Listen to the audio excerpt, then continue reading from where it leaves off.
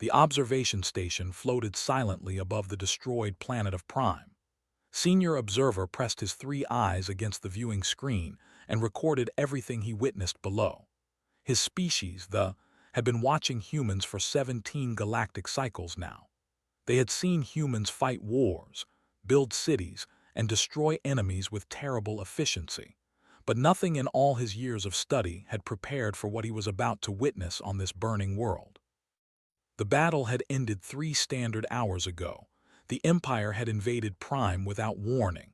They had slaughtered the peaceful people who lived there. There were a feline species, tall and proud, with golden fur and eyes like twin suns. They had no army. They had no weapons. They believed in peace above all things. They had murdered them by the thousands before the human fleet arrived. Sergeant Cole walked through the smoking ruins of what had once been a beautiful city. His armor was burned and cracked.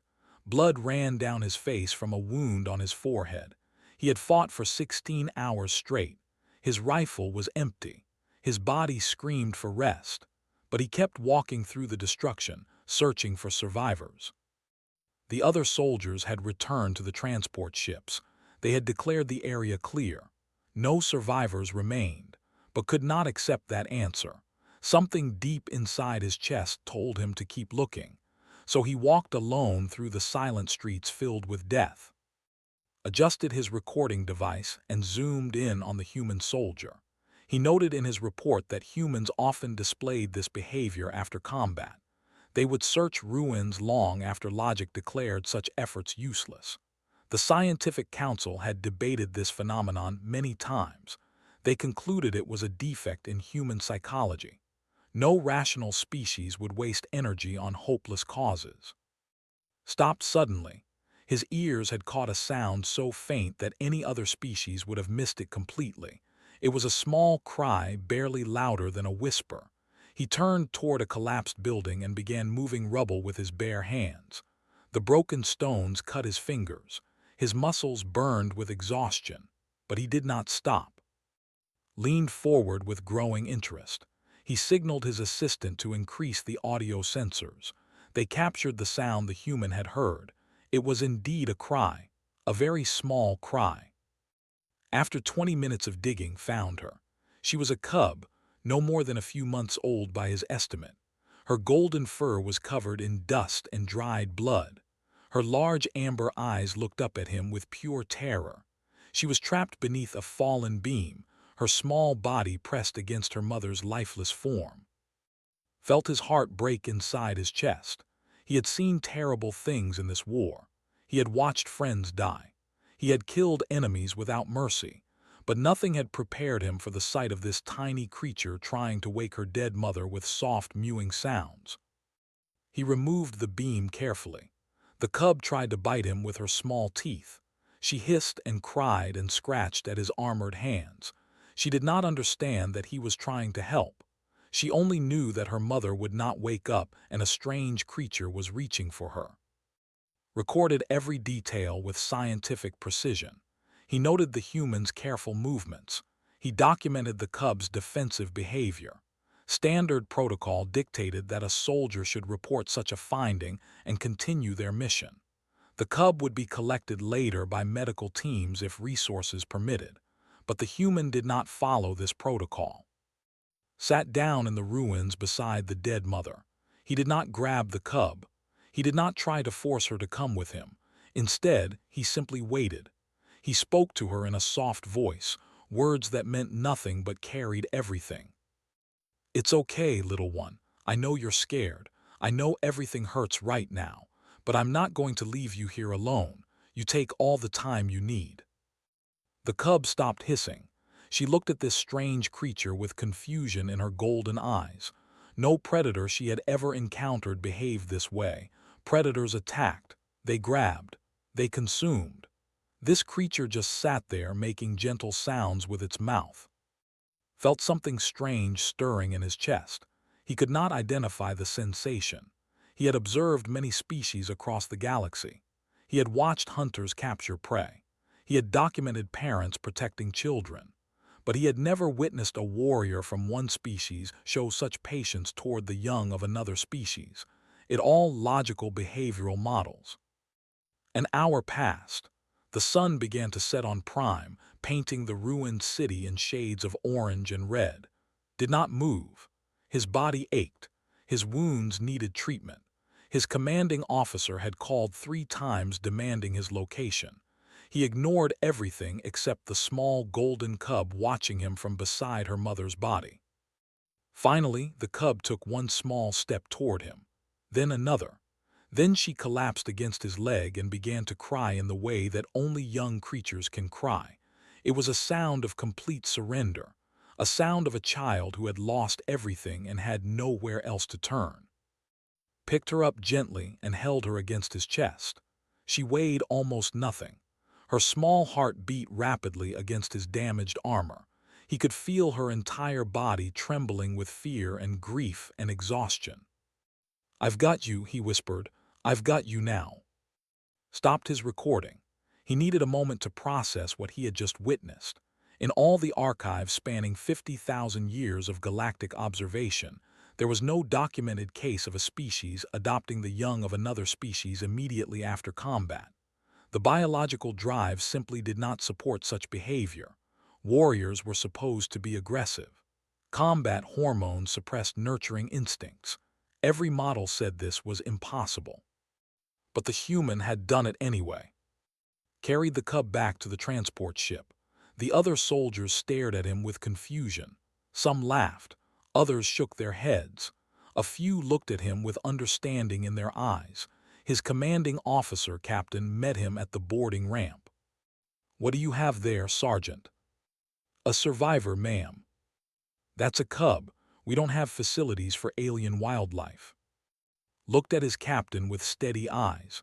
There was no anger in his expression, no defiance, just a calm certainty that surprised everyone who witnessed it. "Then I'll make facilities, ma'am. She has nobody left. I'm not leaving her behind." Captain studied her sergeant for a long moment. She had served with Cole for 5 years. She had seen him charge enemy positions without fear. She had watched him carry wounded soldiers through enemy fire. She knew that when he made a decision, nothing in the universe could change his mind. "Fine, but she's your responsibility, completely." Nodded once and carried the cub onto the ship. He found a quiet corner in the cargo hold and made a bed from emergency blankets. The cub would not release her grip on his armor. Every time he tried to set her down, she cried and reached for him with her small paws. So he sat down with her still pressed against his chest. He leaned his head back against the wall and closed his eyes. For the first time in 16 hours, he allowed himself to rest. The cub fell asleep listening to the beating of his heart. Transmitted his report to the High Council with a priority flag. He included every recording, every observation, every measurement he had taken. He knew the Council would find his conclusions difficult to accept. He found them difficult to accept himself. The Council responded within hours. They demanded clarification. They asked if the human soldier had shown signs of mental dysfunction. They questioned whether the cub might have some strategic value that explained the behavior. They searched desperately for a rational explanation. Had none to offer. The human had simply seen a child in pain and decided to help. There was no strategic calculation. There was no benefit to be gained. The soldier had risked punishment from his superiors. He had taken on a significant burden. He had done all of this for a creature that was not even his own species. The humans had a word for this behavior, had encountered it many times in his studies but had never truly understood it until now. The word was compassion. Over the following weeks, continued to observe from his station. He watched Cole care for the cub with a dedication that explanation. The soldier learned to prepare food that could digest. He studied their sleeping patterns and adjusted his own schedule to match. He played with her when she was energetic and held her when she was sad. The other soldiers gradually accepted the situation. Some of them began to help. They built a small enclosure in the barracks. They contributed supplies. They took turns watching her when had duties to perform. What had started as one soldier's impulsive decision had become a collective effort. The cub grew stronger every day. Her fear slowly transformed into trust. She began to follow everywhere, walking beside him on her four legs, looking up at him with complete adoration. She no longer cried at night. She no longer trembled when other humans approached. She had found safety in the most unlikely place imaginable. Named her Sola, which meant sunrise in his grandfather's language.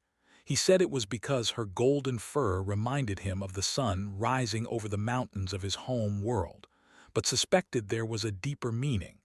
The soldier had found light in the darkness of war. He had found hope in the ruins of destruction. The High Council eventually published a new report on human behavior. It became one of the most studied documents in galactic history.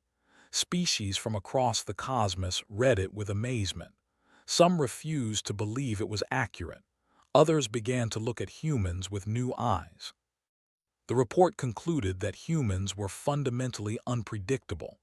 They could be terrible warriors and gentle caretakers at the same time. They could destroy enemies without mercy and then adopt orphans from the ashes. They did not follow the logical patterns that governed other species.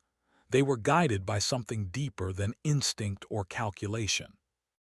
Retired from the observation service many years later, he had spent his career studying dozens of species across the galaxy, but he never forgot Sergeant Cole and the small golden cub he had pulled from the ruins. In his final report, wrote something that would be quoted for generations to come. He wrote that humans were dangerous not because of their weapons or their tactics. They were dangerous because they could hate with perfect fury and love with perfect tenderness within the same heartbeat. Any species that could contain such contradictions was capable of anything. Cole eventually retired from military service. He returned to Earth with Sola at his side. She had grown into a magnificent creature, tall and proud like all, but she had never forgotten the soldier who had sat beside her in the ruins and refused to leave. They lived together in a small house near the mountains that loved. Every morning, they would walk together through the forest and watch the sunrise. And somewhere far above them, in an observation station floating among the stars, the records of that day on Prime continued to remind the galaxy that humans were capable of wonders that no other species could understand.